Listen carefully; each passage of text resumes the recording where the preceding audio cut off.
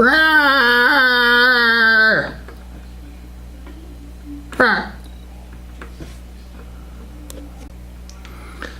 going on, everybody? This is ODC, that's me, and I'm back with another action figure review.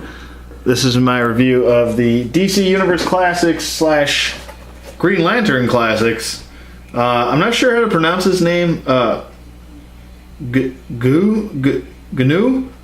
So, I'm sorry. If I butchered the name, I apologize, but I'm not too familiar on this character, so I apologize if I can't even pronounce the name.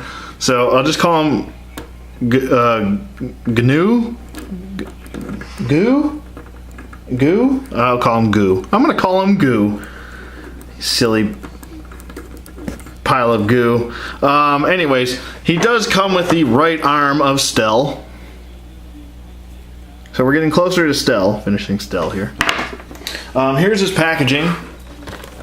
Comes in a nice blister card packaging from the DC Universe Classics. Says Green Lantern Goo. So I'm sorry if it's not Goo. His name's not Goo. I'm sure his name isn't Goo. If it is, that's kind of funny. But on the back, you have the other figures in the wave, which is Saddam Yacht, which I've done a review of. Carol Ferris, which I've done a review of. Goo himself. You have the three. You have Dexter, Badge, and Distopoulos. And then you have Naki Loy, Metaphil, which is the swappable heads, and Skullax and Nightlink with the swappable heads.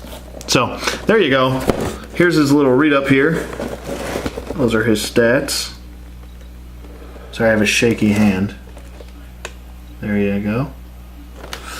And yeah, so this was the sneak peek movie figure. I'm going to tell you right off the bat, I don't like this figure.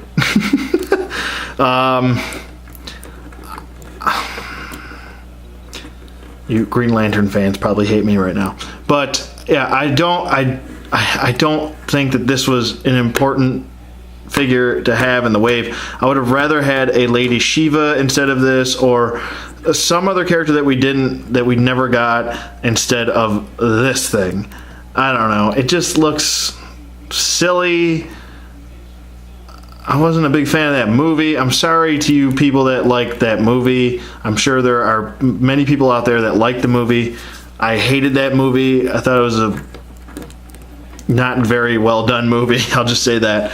I mean, he is unique in design. I just think he looks a little absurd. I don't know. With the feet and the... I don't know. Maybe it's just me. Plus, I don't know anything about this character, so it doesn't really help either. So this isn't going to be the best review, most informative review. But so let's just get to his articulation. Let's get through the basics. His head doesn't move side to side. It's on a ball peg. So there you go. His head doesn't really want to move down that much. It does jiggle a little bit. It can do a full 360 a little. Yeah, it can do a full 360 if you force it.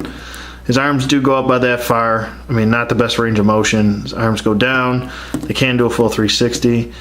He's got this weird, I don't know what's going on with this articulation. It's just a swivel at the elbow, but it goes up and just swivels like this. Can do a full 360. There's no wrist articulation at all. There's this weird diaphragm joint, which is kind of swivels at the top. It doesn't really move forward and back. The legs go out, back. They don't even go out in a T-joint, which sucks. He's got this weird swivel in the leg, kind of like the arm, and no foot articulation at all. So, I mean, I don't know. It's just kind of a useless piece of crap figure, in my opinion. I'm sorry to be so blunt.